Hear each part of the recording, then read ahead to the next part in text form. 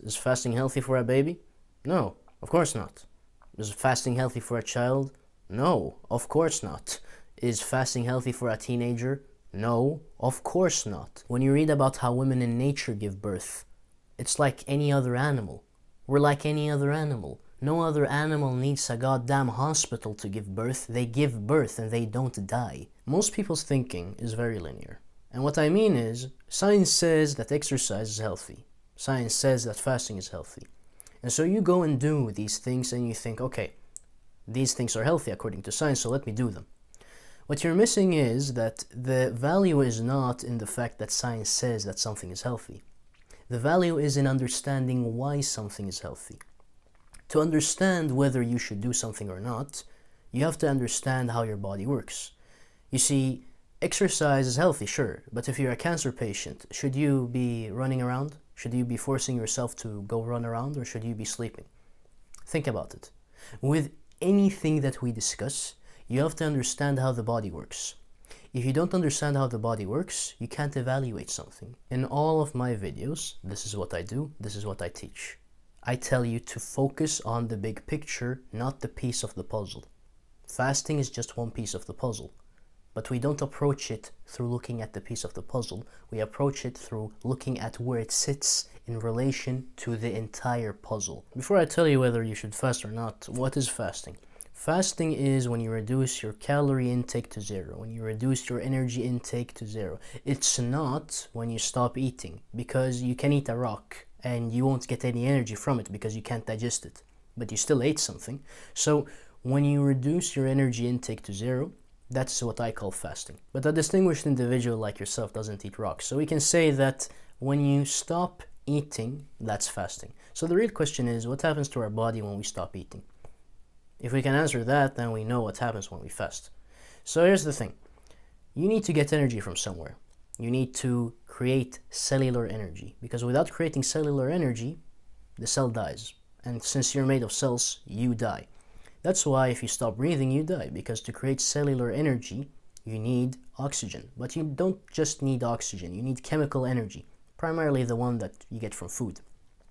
But since other animals can eat us, and since we're made of tissue, this stuff right here is energy dense. So our body has the capability of breaking this stuff down.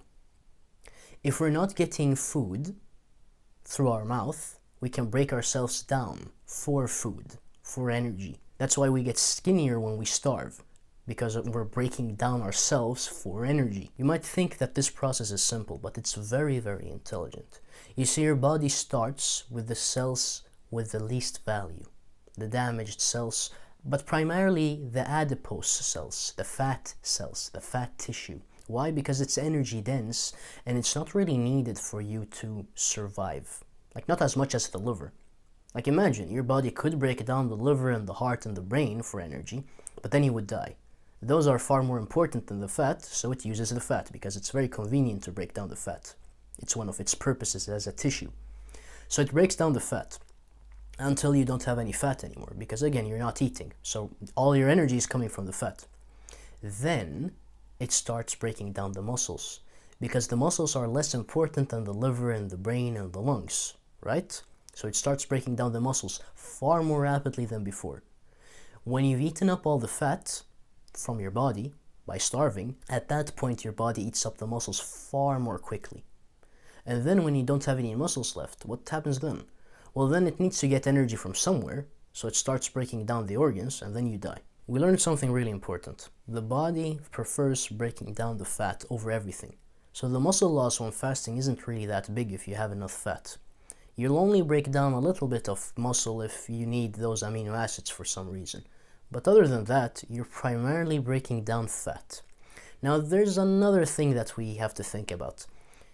You're still absorbing nutrients and energy from the food that's in your digestive system. So you have to think, okay, well, how long do I have to fast until there's no food in my digestive system? Well, from mouth to anus, it takes approximately 48 hours until all the food is gone, because the food stays in the colon for a very long time, approximately 30 to 40 hours, depending on the food. So during those 48 hours, you're still absorbing energy from your colon. So it's only when you fast longer than 2 days that you get problems. But that's not true. That's not true at all. At any given moment, you have a bunch of meals in your stomach, right? You have several meals in your stomach. All the meals that you've eaten throughout a 48-hour period are running around in your intestines, and you're absorbing nutrients from them continuously, right? So why are you getting hungry? You've got a bunch of meals down here. Well, what's the problem? Well, your body calculates that at a certain point, we need a meal. We'll need a meal at this point to continue getting enough energy. Although you still have enough energy in your digestive system, it's just calculating for the future. Have you thought about that? It's calculating for the future, and that's why it makes you hungry, even though there's an abundance of nutrients in your digestive system. So no, to meet its energy requirements, even though there's a bunch of meals in your digestive tract that the body is absorbing nutrients from, it will need to break down fat to compensate for the fact that you didn't give it a meal. Look at your digestive organs. Look at your liver, look at your pancreas, look at your intestines, look at your gallbladder, to some degree your spleen too, and look at your stomach. Look at everything. When you digest food, they have to work. And for them to work, they take up a lot of energy, right? They need energy to work.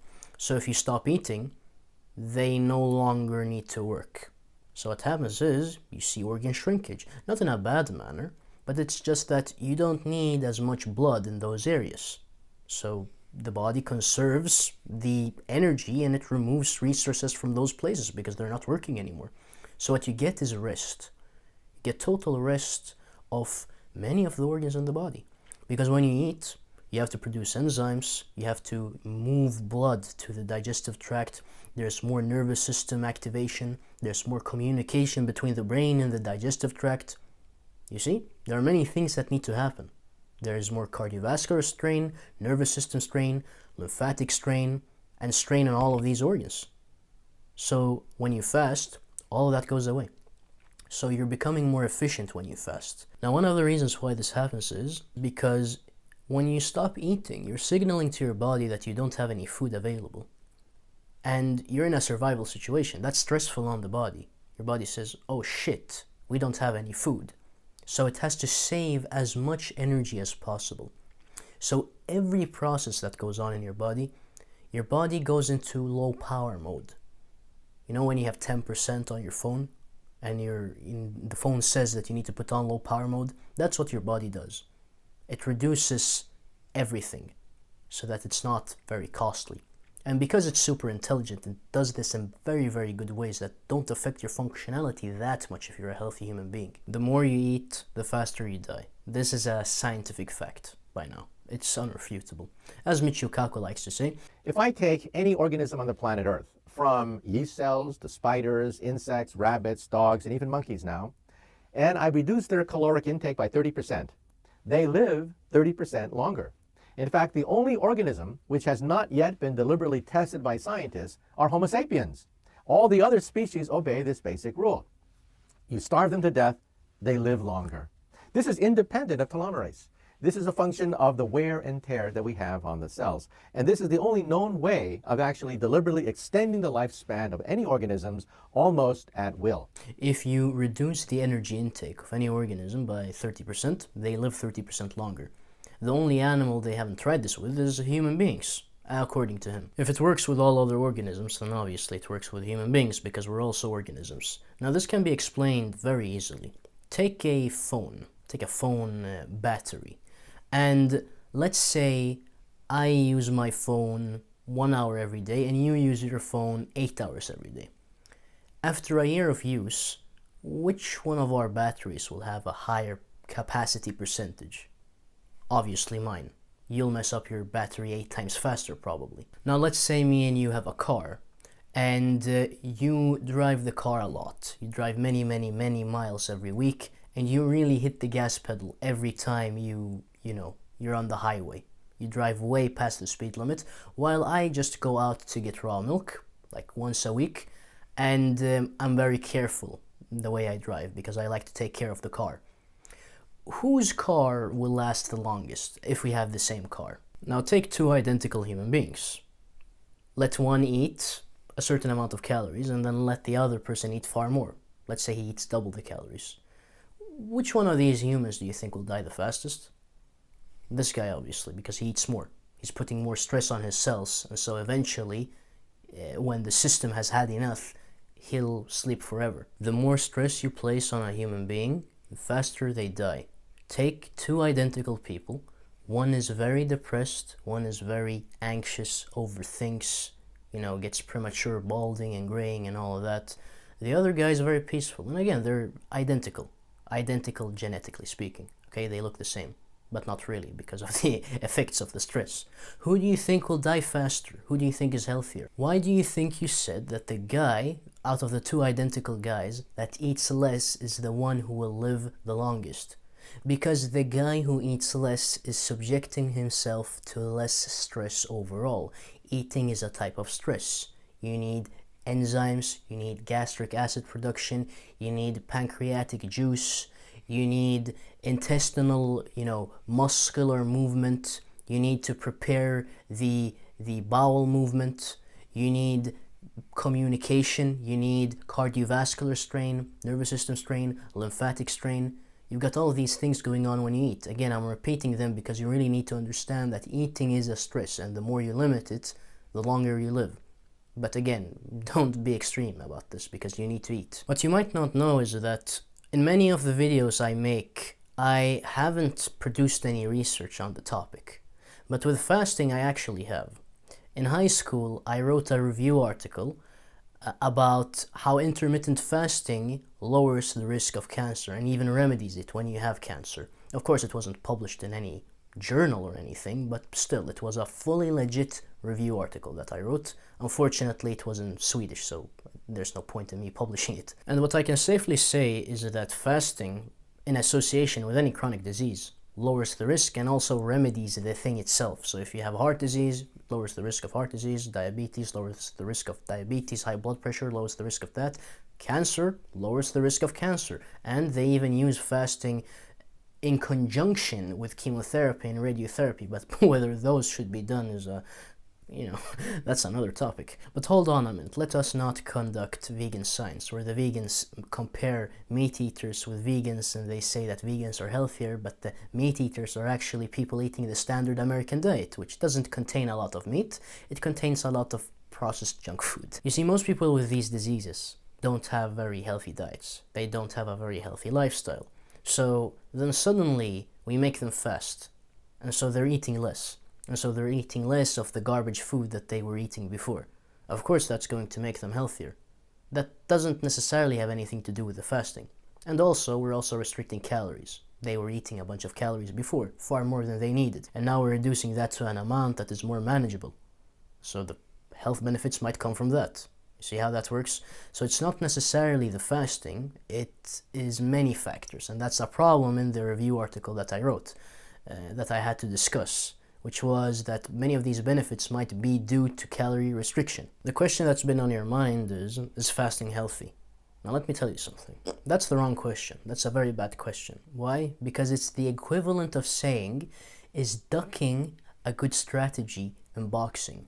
Now what do I mean by this? If someone throws a left hook or a right hook, then if you duck the punch, that's a great thing. That's a very good thing. That's what you're supposed to do if someone throws a left hook or a right hook, because they won't hit you.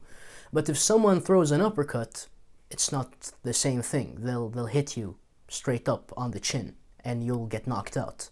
You see? It's the same thing with fasting. What punch are we throwing? What is your situation? Okay, fasting affects you very differently depending on your state of health.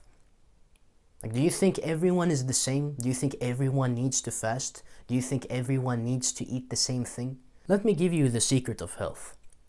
The secret of health is to respond appropriately to what is occurring. And that's not just the secret of health. It's the secret of being effective at anything. Thank you, Peter Olsen, for teaching me that. You have something going on in your body. You have to understand what's going on in your body clearly. You have to know what's happening. And then you have to know how other things affect your situation so that you can fix whatever's going on or improve it.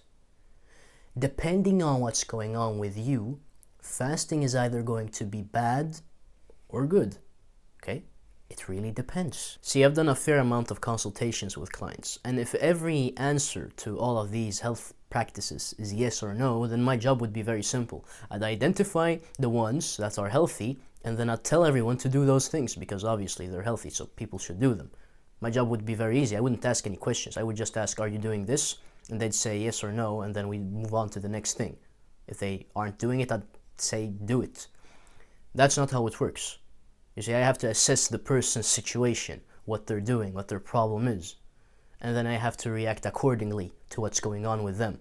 I have to assess, okay, what is happening with them and what is it that they need? Breathing healthy, unpolluted, oxygen-rich air, that's something that's healthy for a baby, that's something that's healthy for you, for an old person, for any human being, really. That's healthy. That's a yes. Now, how about fasting? Do you think fasting is healthy for a baby? No, you wouldn't make your baby fast. No one in their right mind would make a baby fast. No one thinks that fasting is healthy for a baby because a baby is something that's developing. A baby is developing. Alright, so when does fasting become healthy? Does it become healthy at 10, 11, 12, 13? Should you fast if you're a teenager? No, because you're developing. You need food. You need amino acids, you need the carbohydrates, you need the fat to grow. You need all of those things to build the tissue. You need a bunch of nutrients. If you restrict the amount of food that you eat, well, how are you supposed to get the nutrients that you need? The more calories you eat, the higher the probability is that you're getting the amount of micronutrients that you need. I'm well aware that fasting increases growth hormone, but let us delve into this. So you're thinking that if you eat less often, you're going to get more growth hormone, and so you're going to grow more. Your body's telling you that it's hungry and that you should eat because, you know, when you're a teenager, especially when you're a man and a teenager at the same time, you really get hungry. Like I've been in that stage as I was eating a bunch of food at that age, you know, between 14 and 17 really. And your body's telling you to eat very often and to eat a lot. Who do you think knows what aids in development? The signals your body is giving you or your mind telling you that if you fast you're going to get more growth hormone? You already have enough growth hormone. What you need is vitamin K2, vitamin A, vitamin D3, vitamin E, the B vitamins and the minerals. That's what you need, and the amino acids and the fatty acids and the carbohydrates so that you don't go into ketosis too much and burn off all your fat. So if you're a teenager who thinks that fasting will increase growth hormone, no. Nutrients will make you develop correctly, not fasting. Okay, fasting is restricting the things that, you know, build you up. Growth hormone needs to work in conjunction with building blocks, and you only get building blocks by eating. So if you're increasing growth hormone through fasting, that's very counterintuitive to what you're trying to do. Now, what if you're a sedentary, overweight, middle-aged man? You're fairly overweight, you have a bunch of fat, and you don't really move around that much, and you're eating more than you're supposed to, and you're maintaining this amount of fat that you don't really need. Fasting is perfect for you. It's the best thing you could do, because you're stressing your body far less then, and you're going to use up this fat reserve that you weren't using before. That's, you know, making your joints ache because it's too much to carry, and you already have weak joints because for most of your life you haven't consumed a diet that's rich in nutrients. So your joints can't heal as fast as you're breaking them down, and that's why you can't maintain yourself at that weight, because you're going to get joint problems. You'll improve in every single way possible. And why is that? Well, for two reasons really. Instead of eating a bunch of junk food, you're eating high quality fat, or I wouldn't say that it's very high quality, but it's far better than most of the things that you're eating. You're burning high quality fat, and by burning, you're converting. You don't burn the cells, you break them down and use the nutrients within them. But we say burn fat because it sounds better, because usually when you put fat in a hot space, it melts, so we say burn fat. But again, it's not a burning. There's no burning going on. There's just breakdown and conversion. And by extension, you're eating less food. You're eating less junk food. Like, let's say your diet doesn't change. You're just fasting. If you eat less food and your diet is bad, then you're eating less shitty food in general. And so, of course, that's going to make you more healthy because you're limiting the amount of bad food that you eat. And again, if that's the only food that you eat and you start fasting, you're going to eat less of it. And the other thing is that if you're this obese man who is eating a bunch of food, well, that's stressing out your organs. If you suddenly start fasting and you eat less, well, now your liver is going to rest, your digestive tract is going to rest, your nervous system is going to rest, everything is going to rest. Because instead of being anabolic all the time and really needing to build everything, you're catabolic. Catabolism frees up energy. You're freeing up energy from all the organs. So you're going to experience health results, very positive health results. Now, what if you're metabolically unhealthy? This is a situation where I really recommend fasting, because what you're doing is you're letting your digestive system rest. You're letting that entire system, the blood sugar insulin system, rest. If you don't eat, you don't need to produce any insulin. So then your pancreas gets to rest. And that's exactly what you want.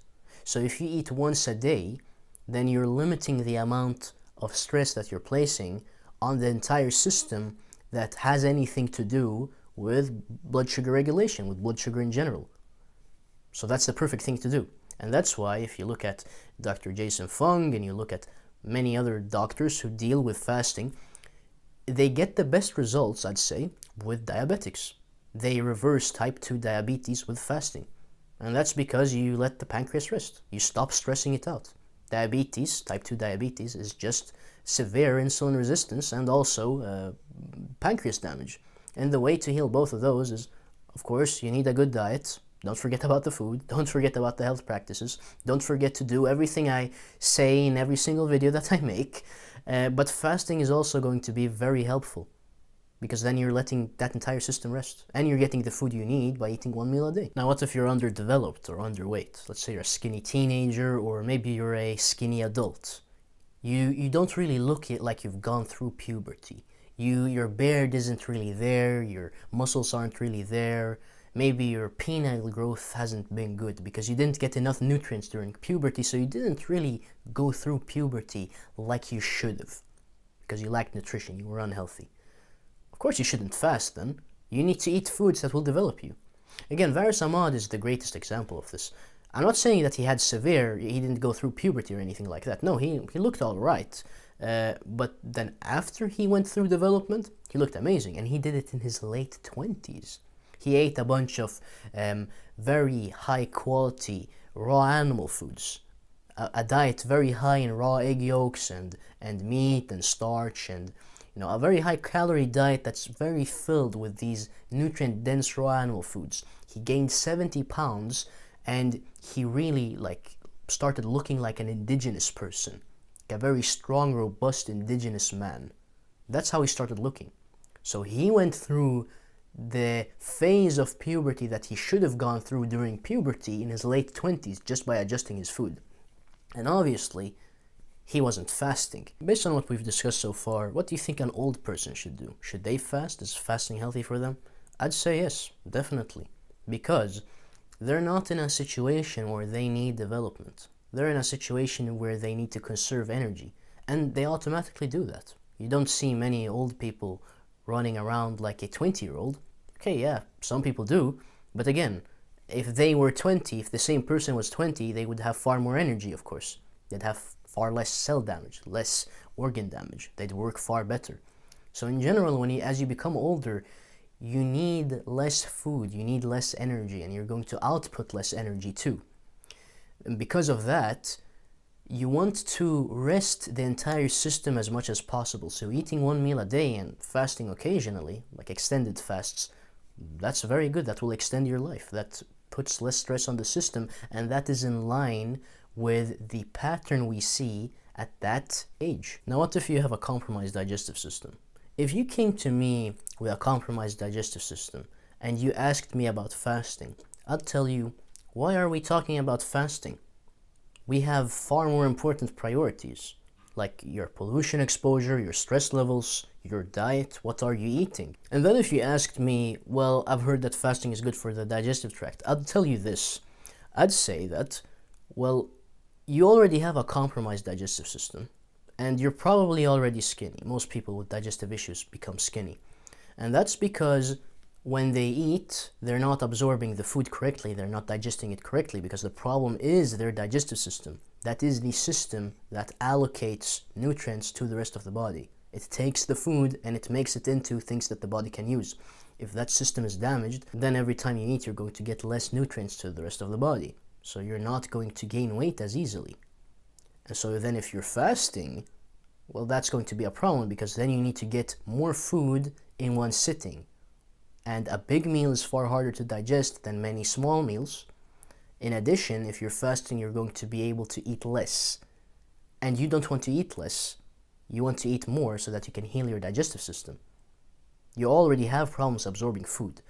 And so if you fast, you're going to become very underweight. See, this is a situation where the person was skinny. What if they're overweight? What if someone has a very good diet, they're overweight, but they're saying that they have acid reflux and heartburn and all of these things? I'd say reduce the amount of meals and reduce the food in general. You're stressing out your digestive system too much. But I'd also say reduce the eating window. Try to have a longer period of time where your digestive tract isn't receiving any food. And I think your problem would go away. But the reason I can say that you should restrict your eating window is because you're already overweight. And your problems aren't related to the intestines, they're more related to the stomach. You see, there are many things to consider here. You're either a man or a woman. Now, does it make a difference whether you're a man or a woman in terms of fasting? It does. I have a document called Attractive Body, and it's one of the recent documents I put into my book. In it, I show that wherever you go in the world, really, indigenous women have a fairly high body fat percentage. All of them. Like, I looked at tribes that are in different continents, and they all have the same body fat percentage. Yes, some women are more skinny, some have a more thick bone structure and look far bigger. They have far wider hips and shoulders even. But even the skinny women have a good layer of fat. Women need to have a higher body fat percentage because without fat you can't handle a pregnancy. You need to have nutrients stored in your body so that you can give them to the fetus. Otherwise your pregnancy won't go very well. In nature you don't have medical equipment. You don't have nurses and doctors that are overseeing the procedure. You don't have C-sections. You need a healthy, robust woman to give birth. A very easy way of knowing if a woman is healthy or not is let her give birth. The reason why women die when they give birth in modern society and why they need medical supervision is because they're unhealthy. My mother, she got split wide open when I came out. She would die without doctors because she's a part of modern society. She's unhealthy. She was unhealthy when she gave birth to me. When you read about how women in nature give birth, it's like any other animal. We're like any other animal. No other animal needs a goddamn hospital to give birth. They give birth and they don't die. Humans are no exception. Humans in nature don't have problems giving birth. It's just unhealthy human beings in modern society who have problems giving birth. And as I'm saying, all the women in indigenous tribes, like look up the Horani tribe, look up the Himba tribe, look up, any indigenous tribe really, and look at the women. They're all robust, okay? That's a part of being a healthy woman. And it's very hard to be robust if you're not eating. If you're fasting, and especially in modern society where everyone has, food intolerances, digestive issues. And in modern society we have a bunch of junk food. We have shots that we've taken. We have many things that we're exposed to. We're far more stressed in modern society and we need far more nutrition than an indigenous person needs because we need to deal with things that they're not exposed to. So you can't fast as a woman in modern society because otherwise you'd drop in weight. You wouldn't be able to take care of your body. You need a lot more nutrients. Like we have deficient soils.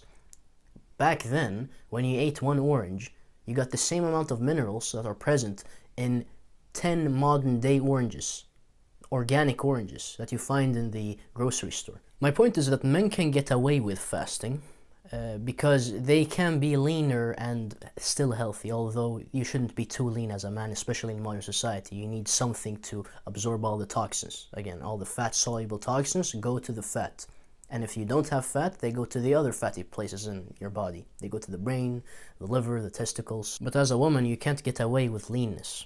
You really can't, because you're going to give birth, you're going to become pregnant. And if you become pregnant, you need a robust body to take care of the fetus. Otherwise, the baby won't be very strong. The child won't grow up to be very strong because of those problems in the earlier stages of their life.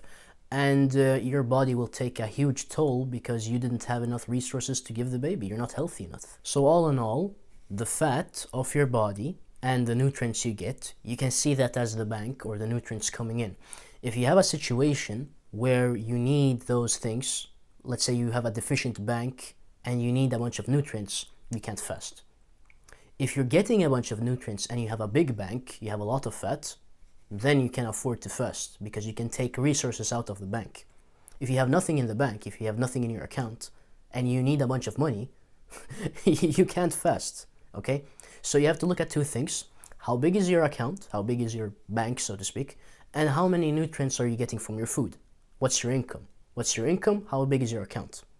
Those are the two things to look at. Now I'm going to discuss something that I've never heard anyone discuss. And it is that when you fast, you're not just restricting energy, you're also restricting your nutrients. What I mean is, you, for example, need vitamin A to create skin cells, and you're continuously replacing skin cells. So if you do an extended fast for 3 days, well, you know how there's an RDA for vitamin A? You didn't hit it for 3 days. So if you're very nutrient deficient, you can't fast. You don't have any nutrients. You're going to become more deficient. Those are opportunities to get vitamin A and you didn't take them. So you're just going to deplete yourself. While, let's say you have nutrient imbalances. Let's say for some reason you're vitamin D deficient and because of that your vitamin A is really high. And you don't want it to be too high. There is such a thing as too much vitamin A. Well then, if you don't eat anything for like a week, then your body has to take the vitamin A from the liver, not the food. So you're lowering your vitamin A levels in the quickest way possible, really. Not the quickest way, because you could also sunbathe, but let's say you're in an environment where you don't have the sun, because vitamin D is an antagonist to vitamin A. Well then, all in all, you're fixing your vitamin A imbalance. You're lowering the amount of vitamin A. Isn't that a great thing? So if for some reason there is some thing in your diet that you're getting too much of, and you fast, that thing goes down. The problem is, if you're deficient in something else, that also goes down. However, it's not this way with all nutrients. You see, if you eat a lot of carbohydrates, or you just produce a lot of energy in general in your cells, you're going to burn out your B vitamins far quicker, because the B vitamins are needed to create energy in the cells. If you fast, and you're not eating any food, your metabolism goes down. It has to. Your energy requirements will go down because your body doesn't have enough energy. So it will produce less energy. And because it's producing less energy, you'll need less B vitamins. So when you're fasting, your nutrient requirements aren't going to be as high. Because one of the reasons why you need certain nutrients in certain amounts is because those nutrients need to accommodate the digestive tract and the energy metabolism that comes with eating a certain amount of food. So although you're getting less or maybe even no B vitamins, you need less B vitamins in general. It's the same with carbohydrates and vitamin C. The less carbohydrates you eat, the less vitamin C you need. Fasting is also a great way of knowing if you have a nutrient imbalance. So let's say you're getting too much manganese or too much magnesium, but that's pretty rare, or too much iron. And then you fast and the symptoms you were getting, let's say it was insomnia, go away. Well, then you know that it was probably related to something you were eating. And hey, it's not very clear that this insomnia was being caused by the high iron or whatever. It might be mold, it might be EMF exposure, it might be anything else. It might be, mental anguish, it might be stress. It could be all of those things. But no, now you singled it down to, oh, it was this thing that's in my diet. So what I'm trying to convey that I haven't seen anyone else talk about really is that you can use fasting to manipulate nutrient stores if you have too much of something, especially because then you fast and your body has to use that up for the functions that mineral or that vitamin or that nutrient performs, and so it reduces because you're using it up. And you can also see if something in your diet is causing an issue, if too much of something in your diet is causing an issue by fasting, because if it goes away, then obviously this thing might have been something in a certain food that you're getting too much of. It would be an absolute crime to make a video about fasting without talking about how to fast and the different types of fasting. Again, this is something that I really delved into when I wrote that review article that I mentioned earlier, so I know a fair amount about this topic, but it's not that hard really. There's extended fasting and there's intermittent fasting. Those are the main two types of fasting. Intermittent fasting is you have an eating window and you have a window where you don't eat. This could be 23 hours where you don't eat and 1 hour where you eat. This could be 16 hours where you don't eat and 8 hours where you eat. Okay, and this needs to be consistent. You can't just change this around. For intermittent fasting, this needs to be set between two places on the clock. Okay, you need to know where your ranges are and you can't change that up, because then you're messing up your circadian rhythm. One of the things that set your circadian rhythm is when you eat, and intermittent fasting is also a great way of setting your circadian rhythm. The other type of fasting is extended fasting, and that's when you fast for more than 48 hours, 48 hours or more. And I say that because with one meal a day, you're approximately fasting 24 hours every 24-hour cycle. Because if you have a eating window of 1 hour, well then you're not eating for 23 hours. So you can't really call that an extended fast. Anything above 24 hours, sure, you can say that's an extended fast, but that's like doing OMAD and then eating a while later instead of eating at the designated time. Just extending that fast for a little bit. That's not really something huge if you're used to doing one meal a day. And the reason 48 hours is a sweet spot is because that's the amount of time it takes for your digestive tract to empty. And so you're still absorbing nutrients in your large intestine, as I alluded to earlier. And that's why it's the safest form of extended fasting. It's the range I wouldn't go beyond unless you're very robust. If you're a healthy person with a normal BMI, you can do 48-hour fasting if you're going to try out fasting. Again, I've done that many times when I shouldn't have. In high school, I used intermittent fasting to control my acne. And when I did extended fasting, it really cleared up my face and it made my skin really nice. And since I really cared about that because I had had acne for many years at that point, I did those. But those led to thinness. Those led to weakness. They did lead to very good mental clarity, and I was in school and I really liked that. But I went around being hungry, cold, and thin. Okay, so if you're developing, you need to eat. Don't do what I did.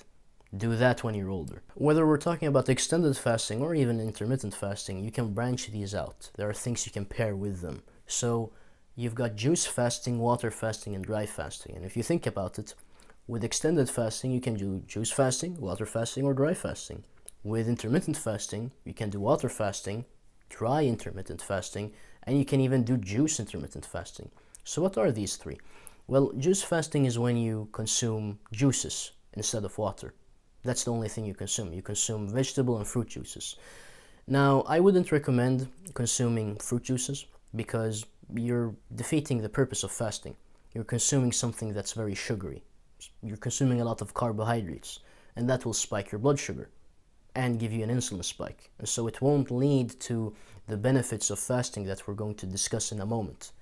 With vegetable juices, however, if you use celery juice, zucchini juice, cucumber juice, these are very water-rich, mineral-rich, very good from an electrolyte and hydration perspective. They've got this amazing structured water that you won't find in the reverse osmosis water that you get when you filter the tap water that you have. And you know, the health people like to call that superior to tap water, and it is, but it's still not good. Okay, I'd say it's D tier in terms of water. Reverse osmosis water doesn't have anything. It's not structured. It doesn't have anything in it. While low carbohydrate vegetable juices, that's structured, fairly mineral rich depending on what soil it comes from, and it's very, very hydrating. So if you think about it, if you were to drink cucumber juice, zucchini juice, or celery juice, or some kind of low carbohydrate vegetable juice, then you would be getting water, but much better. It's structured and it contains electrolytes, and it contains a few other nutrients. See how that works? So it's basically water fasting, but in a superior manner, and you're not spiking your blood sugar, and you're not spiking your insulin. So you're getting the benefits of fasting. You're not interfering with that entire process. So now you should know my opinion on water fasting. With dry fasting, what happens is you require water for many metabolic processes. And if you don't consume water, your body has to produce water. And it produces water when you create energy. What I'm saying is you'll burn far more fat. Okay? You'll go down in weight far faster. And you'll also get the benefits of fasting far faster. See how that works? You remove the water, there's more stress on your body in one aspect. So by compensating, it goes into catabolism and it also activates certain genes far faster, but more on that later. And so if you do dry fasting, it's basically accelerated fasting, but that means you've got double the damage, okay? So you're paying a price for it. You're speeding things up, but you're paying a price for it. And you can only do this if you're very, very healthy.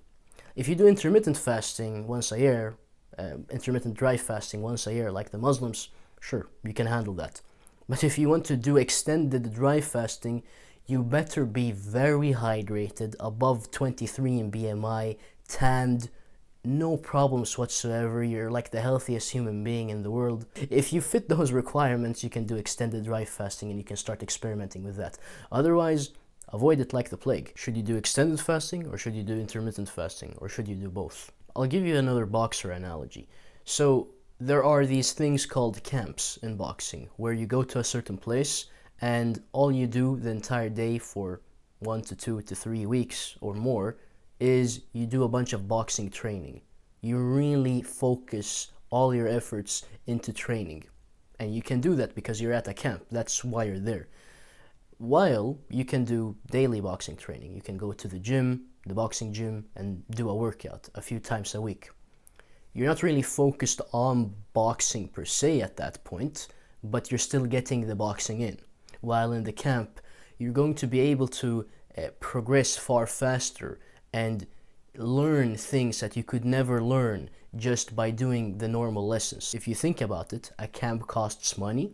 It will burn you out much more. You'll be more tired. You'll be more mentally exhausted. It takes more of the life out of you. But in the end, you got the benefits that you wanted to get. You progressed in boxing. Intermittent fasting will give you autophagy. You'll get cell cleaning. You'll get DNA repair.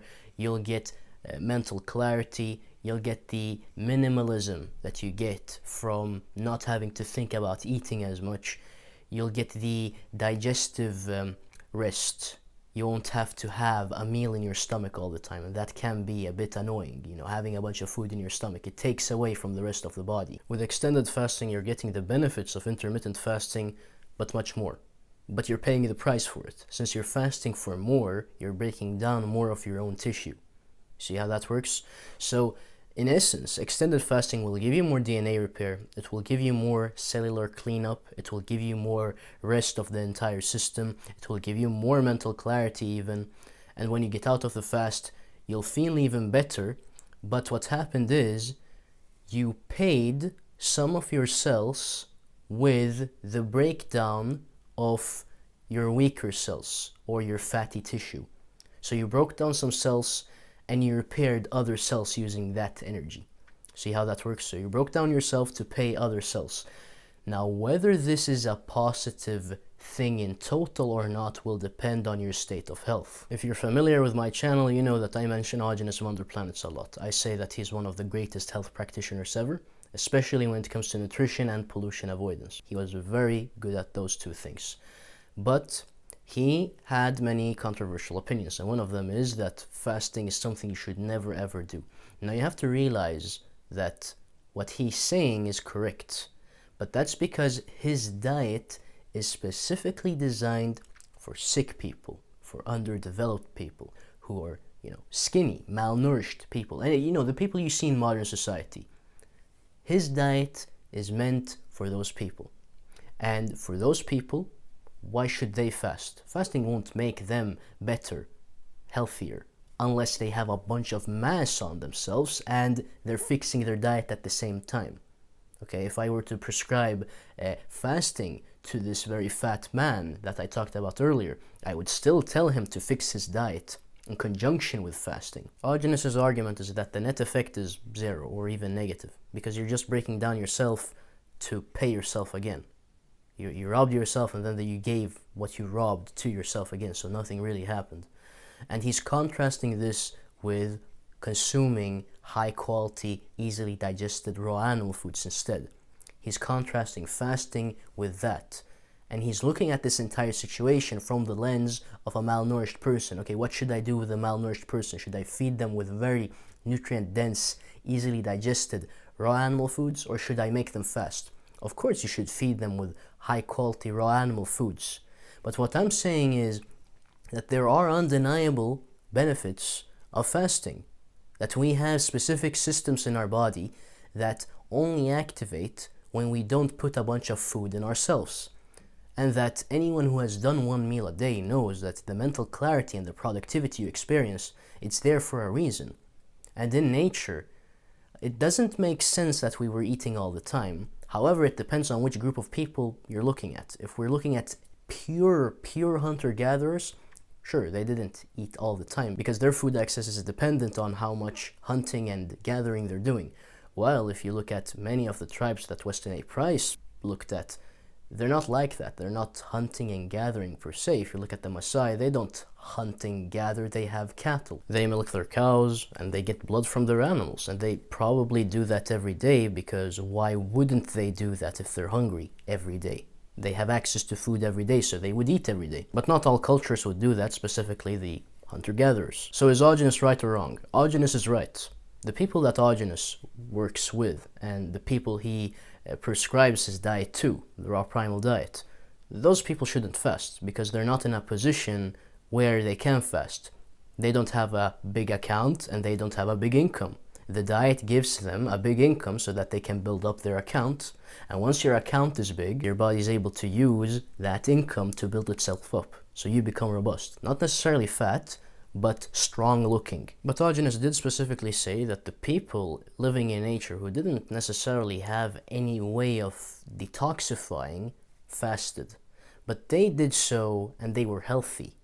Okay, although they're robbing themselves, they did get a net gain because they have enough resources that even if they did fast and they ate themselves up, they didn't lose any functionality. They didn't lose any of the infrastructure. So it all goes back to the income and bank account analogy. If you have a big bank account and you have a sufficient income, you can spend it.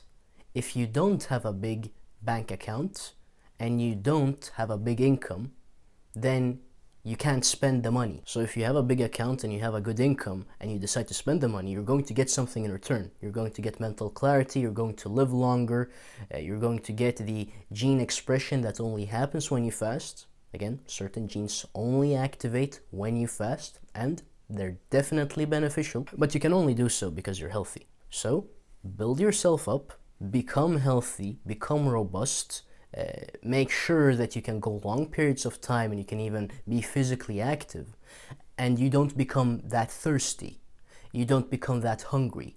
You can easily work an entire day and you don't really become hungry, you don't become dizzy. You can work easily without becoming hungry very fast, just like the hunters, the hunter-gatherers out in nature who, let's say they didn't have food for 24 or 48 hours.